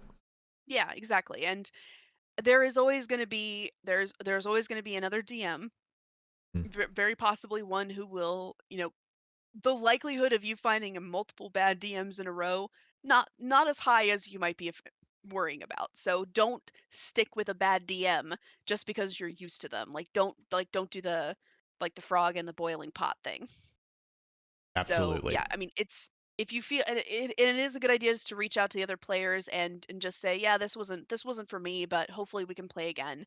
I mean, for most players, I feel like that would be a perfectly acceptable response, and they would reply, yeah, totally understand, hope to play with you again. If they get hostile about it, if they're like, why did you leave? They wasn't that bad, then those players are not as on your side as you thought they were either. Yep. So, That yeah, that would be probably a good way to find out who your friends are in that group. yeah, good And news. New person yeah, to avoid. There you yeah, go. yeah. Again, it's like you said, it's very easy to just say, "Well, stop feeling bad about it," but it might help to like externalize it and also to reassure the other players that they didn't do anything wrong either. Absolutely. Also, So, if all the players feel the same way, you can just mutiny. yeah, exactly. Just like out with the DM, we're starting our own game. Yeah. On the subject, King Dead says, "Don't set yourself on fire to keep others warm." Yes, it's The wisdom of Reddit. yeah. uh, we are almost out. Narfa Ref did bring up an excellent question, which I'm going to say, but actually not a question, but just sort of a comment. Which we do not have time for. It says, I don't suppose there was any discussion of neurodivergent players that might have differences in how they interact socially with neurotypicals. That is an excellent topic. We did not. And No, and I feel like Jesse might be able to find a guest who's better able to talk about that than I am because I'm not because I'm neurotypical. So I think that it might be a better idea to have someone who is neurodivergent or identifies as such be able to answer that question because I don't think I'm in any position to be able to answer that question. it is an excellent topic. So hopefully I can get someone on here and that can be a whole discussion in and of itself for Ref, Indeed. because that's good. I would Uh, watch it. I think that's a really interesting question to answer. It's one of yeah. those times when I'm like, I'm not qualified to answer this question, but I definitely do want to hear the answer. Absolutely. I those are some of my favorite, where it's like, ooh, I can't answer that. Let me just soak it in. So, but that's it. It's almost 2, so that's the end of our time. So, Rachel, thank you so much for coming here. This was an excellent discussion, or at least I enjoyed it. I feel like I loved it. much Thank you learned. for having me. You are very welcome. Shout out everything you want to shout out on where people can find you, follow you, because you're a great person. Oh, thank you. Yeah, you can find everything on my Twitter. So my handle is down below. It's just at Rachel Kaiser, and all my stuff goes through Twitter. So my professional writing, my personal writing. Yesterday we had another Perry Mason recap go up. If that's something that you think you might be interested in. It's just something I do on my own. And yeah, so I've got a bunch of stories coming out. There's probably uh some news happening later today that I will be writing about in the games industry. Oh So boy. that's all I'm gonna say on the topic. And I've also got two reviews coming out before the end of the week. So Nice. hopefully everybody can read them. So yeah, just go follow my Twitter if you want to see all of that. Awesome. Uh yeah, and I had new behind schedules up for patrons. It'll be out for everybody next week. That's on my Patreon. I'll be playing something tomorrow with Blight, which will be fun. Yay! Thank you so much, Rachel. This was awesome. Thank you, Jesse. This was a lot of fun. I enjoyed it. Good. Next time you have something else you want to talk to, we can do it again. So Awesome. Yeah. I'm available. about. All right, sweet. Thank I you gotta get back to everybody. work. Yeah. Thank you everybody who came. You're all the best. I hope you have a great day, and I hope I see you tomorrow. And if not, well then I hope you are really enjoying whatever it is you are doing. Take care, everybody. Bye.